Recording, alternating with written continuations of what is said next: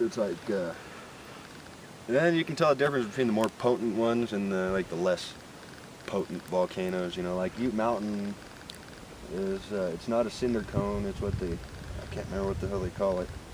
But whenever it blows, it's like real mellow. You know, it just like kind of pushes the, hot rock out. A subtle release of energy. Yeah, instead of, the boom, blows up and then sprays shit everywhere.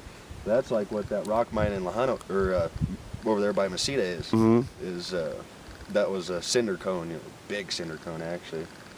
And there's some over there, you can tell because of the way they come up. Yeah, those ones are especially violent. And this is also like the largest aquifer. I mean, that part was complete news to me because we don't really have like a faucet around here. Unless we go to the store, we go to the river and filter water. Most people don't have a faucet here, as far as I know. You got to dig a well. And like I say, right here by the river, the closer you get to the river, you can see how the land is. It's real low here by the river, and then up there, you got to dig like 400 feet extra down. That's going to cost an extra $10,000 to dig that. So, the higher up you are, the more money you're going to spend digging a well. And like Ryan was saying, some people dig by hand, like 15, 20, 30 feet. Right. And there's water. It's not really drinkable, but you can, do flood irrigation and stuff like that. But, I'm pretty sure that the way that they used to do their agriculture back in the day was they just run water out of the river. Just do it like that, because that'd be the easiest way. Especially if the river was 200 feet wide back then, you probably wouldn't have too much trouble, right, digging a trench and irrigating. So it used to be probably more water than now. Oh yeah, that river's gone down a lot. It really takes a while to fully unplug from the world out there. But once it happens, I'll tell you what happens. You stop obsessing so much on the past. You stop thinking so much about what's going to happen in the future, and you surf your way in the moment of the now to the best of your ability to be happy in that particular moment. And moment to moment, you leave yourself the freedom to do what you would like to do. And with all the outside distractions and temptations, things we like, things we don't like, by taking an energetic fast, if you will, from what's going on out there, you only have what's going on in here. And getting away from the grid, getting away from people, even if it's just temporary, you could look at it, you could perceive it as basic hygienic health for your own spirituality, to create your own space and master that energy which you are experiencing in that moment, because there's nothing else around you. I am around nature. That is a powerful influence. But I'm not around a lot of people. Now, once a week or so, I hang out with Ryan, who's a really cool neighbor who lives that way.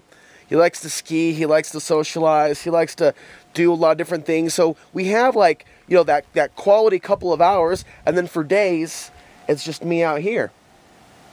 There's going into town once a week, and I could definitely feel the energetic shift when I even go into Alamosa, which is a great town, but I could still feel the fact that I'm in a city. And I'm always reminded of why I'm taking this time to have my own vacation, to feel other energy. And when you go to a place where there's a lot of history, the energetic influence or energetic imprint is beyond description at times, because this has a very mysterious and sacred history. You may have heard from Justin some of the legends that he's heard from just the locals around here. Well, yesterday when I'm in my weekly visit to town and the library, I'm going online about once a week. It's an interesting experience.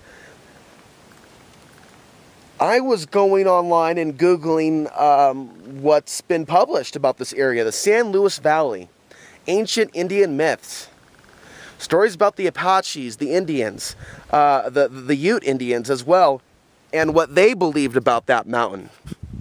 Then there's Mount Blanca, 40 miles that way, and that's a suspected underground base. But for a very long time, lights have been seen coming in and out of Mount Blanca. as far back as the 1500s. When the Spanish were here and they were looking for gold, it's said that some of them would watch the patterns of the ships where the lights appeared, and then they would look for the gold, they would look for the minerals afterwards, after the ships left, which is a really interesting tactic. There's also legends about, you know, it's like something straight out of Goonies, some sort of treasure being buried out here, or at one point a treasure being discovered, and on the door of the cave, which had this hidden treasure, it was the Cross of Malta, leading me to think about the Knights of Malta and perhaps some early expeditions here to North America for the purpose of mining and discovering gold, extracting it from the ground, using it for what they were using it for at the time. So back to this. You can reach a place of stillness by altering your lifestyle, altering your environment, where you're not fixated on the past and you're not fearing what's coming in the future. All of your actions, all of your daily activities, they can reach a place where it's focused in the now. And in my experience here, everything is focused in the now. It's you know, there's a couple hours of reading a book over here, sitting and contemplating for hours over here, staring at the sky, looking for movement in this star system that I'm currently looking at. When it's dark, it's very expansive. There's no lights out here. There's no light pollution. That's another investment in time that's based in the moment. There's cooking something, which may take 30 minutes or 15 minutes, depending on what it is, or 5 minutes. But that also requires or calls that mindful attention to be in the present and not be here or not be there, etc., etc., etc. When you eliminate other distractions, it can help you better stay in the moment. So I mean, there's meditation and what we know about that, but then there's the practical aspect of that in the living world. Then I spend hours just looking at the stuff around me, the wood, the structure I'm living in itself, and just being grateful that this wood here that I purchased from a neighbor for $30, which is a good deal, much better than going into town, and it was cut for me. You know, just being grateful for these little anomalies, that I'm in a situation that no matter what happens, and I don't think anything's going to happen on December 21st, 2012, but things will happen in my lifetime. But the comfort of feeling that anything could happen right now, and I'm okay with it. You know, all these people in this world that are so terrified of even attempting to live outside the city, it's very, very sad. And to me, when I see that, I'm seeing why we're even in this situation. It's the mind virus of fear that is so parasitic and moves swiftly like a virus that people don't even realize that they're acting out some sort of artificial construct operating system that's you know, in their own head, playing back that tape of powerlessness, which is not the truth.